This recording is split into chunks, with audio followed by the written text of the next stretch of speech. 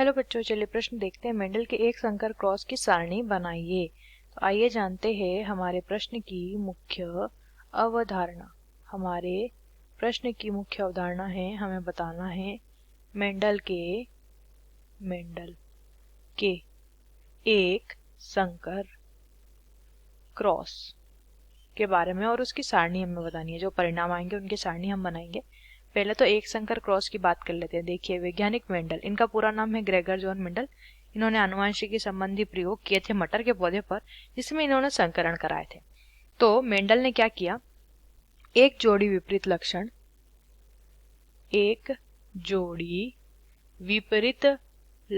लेकर जब जनक के मध्य संकरण कराया, जब क्या कराया, जनक के मध्य संकरण इन्होंने कराया, तो इस प्रकार का संकरण या इस प्रकार का, इसी को क्रॉस कहते हैं। इस प्रकार के संकरण या क्रॉस को कहते हैं एक संकर क्रॉस या एक संकर संकरण भी इसे कहा जाता है। देखिए, एक जोड़ी विपरीत लक्षण लिए, इसे हम समझते हैं एक चित्र के माध्यम से या एक क्रॉस के माध्यम से। तो एक जोड़ी विपरीत लक्षण हम लेंगे। एक जोड़ी विपरीत लक्षण यहाँ पे ले लेते हैं लंबा पौधा। एक लंबा पौधा ले लेंगे, इसका संकरण कराएंगे एक बौने पौधे से। ठीक है, अब लंबा पौधा, ये क्या है, ये जनक पीढ़ी है, पैतृक पीढ़ी है, जनक पीढ़ी जिन्हें कहते हैं। लंबे पौधे को लिख लेते हैं कैपिटल टी और बौने पौधे को स्मॉल टी। इनके मध्य जब संकरण होता है तो यहाँ पे ये टी इस टी से संकरित होगा, ये बनेगा। ये टी का संकरण इसके साथ होगा, यहाँ पे बनेगा ये वाला। ठीक है, अब ये दोनों क्या है, ये दोनों है संकर लंबे या इन्हें अशुद्ध लंबे भी कहते हैं पौधे।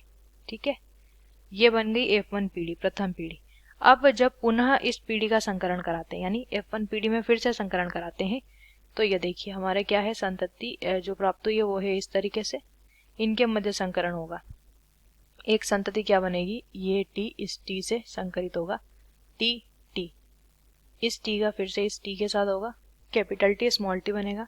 अब ये जो हमारा स्मॉल टी है, इसको हम ठीक से लिख लेते हैं। ये जो हमारा स्मॉल टी है, इसका संकरण हम किससे कराएंगे, इस टी के साथ, तो बनेगा टी और इस टी से जब इस टी का होता है तो बन जाता है टी। अब यहाँ पे जो संतति प्राप्त हुई है इसे हम लिख लेते हैं। पहली संतति है कैपिटल टी, दूसरी है हमारी कैपिटल टी स्मॉल टी, तीसरी है कैपिटल टी स्मॉल टी और चौथी संतति है स्मॉल टी। अब ये जो है इन्हें कहा जाता है शुद्ध लंबे। ये है शुद्ध लंबे। ये हमारी क्या है, ये हमारी F2 पीढ़ी की संतति है। ठीक है, द्वितीय पीढ़ी। ये और ये दोनों क्या कहलाते हैं, संकर या अशुद्ध लंबे पौधे, और ये हैं बौने, शुद्ध बौने। ठीक से इसे लिख लेते हैं, ये है शुद्ध बौने पौधे प्राप्त हुए।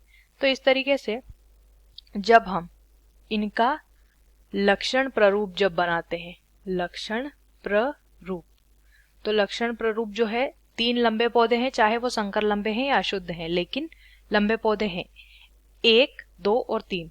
3 लंबे पौधे प्राप्त हुए लक्षण के आधार पर जब हम देख रहे हैं, और एक बौना पौधा प्राप्त हुआ है, तो 3:1 प्राप्त होगा। अब जीन प्ररूप यानी जीनोटाइप जब देखते हैं, जीन प्ररूप या जीनोटाइप, तो जीन प्ररूप में देखिए एक शुद्ध लंबा है, ठीक है, 2 संकर लंबे या अशुद्ध लंबे हैं और एक शुद्ध बौना पौधा है। तो जीन प्ररूप जब हम देखते हैं तो यहाँ पर हम क्या देखते हैं, पौधे जो है वो शुद्ध हैं या अशुद्ध हैं, उनकी जीन की संरचना पर हम जाते हैं। तो इस तरीके से लक्षण प्ररूप प्राप्त होगा 3:1 और जीन प्ररूप प्राप्त होगा 1:2:1। आशा करते हैं आपको इस प्रश्न का उत्तर समझ आया होगा। धन्यवाद।